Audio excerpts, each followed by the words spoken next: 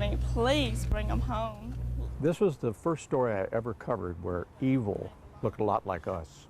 My babies were in the back seat and they were crying. For so many people, a mother to murder her children, it was just, they could not wrap their brains around it. It's not too strong a word to say this was an act of evil. For 9 days, the world lived a lie that started with one woman in Union County, South Carolina. My initial thought was, this is a terrible thing. I'm hoping they find them soon and get them back to their family, get them back safe. Two journalists, one for the Nation, the other for the Upstate. I've lived in Union County since 1989. I was a staff writer, a reporter. From October 1994 until the end of July 1995, I lived in a house here in Union, and it was a full-time job. Both covering a story to this day no one can understand. 1 minute, she's just a regular mom trying to keep her kids occupied, and then she brings them down here. I can't express. Susan Smith, for 9 days, she told the world she'd been carjacked. We love them, we miss them. And the man who stole her car also stole her children, still strapped into their car seats. But for those committed to getting the facts, Susan Smith's facts didn't line up. I was the one who broke the story about what really happened. If a highway goes through a small town and there's one stoplight, generally that stoplight is always green unless there's another car in the opposite lane. But I was standing at that location and I'm going like, okay, wait a minute. If it happened the way she said it happened, then there had to have been a witness, but that witness never came forward. So I called my brother-in-law, who had just retired as an agent in charge of the alcohol, tobacco, and firearms in Charlotte. And I said, well, can I run something by you? And you kind of nod on the phone. And I said, a small town, green light, et cetera, and he said, yeah. So that night I went on the news and said, well, folks, probably didn't happen according to law enforcement. I'm really quoting my brother-in-law, but as it turned out, it was absolutely true.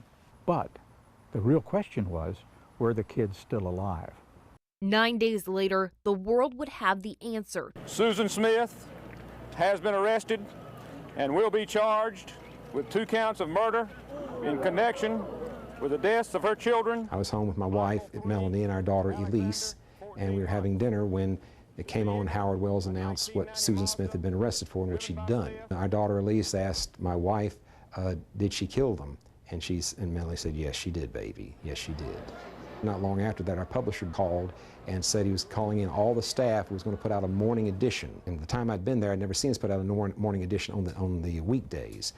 Now, 30 years later, Susan Smith has a chance at freedom. When the jury voted against sentencing her to death, she was sentenced to life in prison with the chance of parole. That hearing is coming up when the parole board will consider whether or not to let Susan out.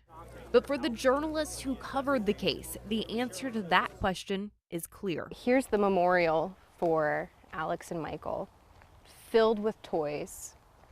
Have you seen something like this, a connection to a case like this far removed? To still see all of that out here, amazing. This woman drove to a remote lake 5 miles outside of town, put her car at the top of a boat ramp, took off the parking brake, watched her kids go down and sink for 6 minutes, or instead turned her back on those children and walked up a long gravel road back to the highway. Wouldn't take 30 seconds. Might take 10 minutes to get to the house where she concocted her story. And I know people can change, but I honestly think she needs to spend the rest of her life behind bars. She should never get out again, never have the opportunity to be near children again. I mean, that's just my personal opinion. I could be wrong. She could have changed dramatically, but I'd rather err on the side of caution and just leave her behind bars. Because the loss of Michael and Alex is still felt today. Looking at this, it seems like the community is still grieving in some way. I think the world's still grieving.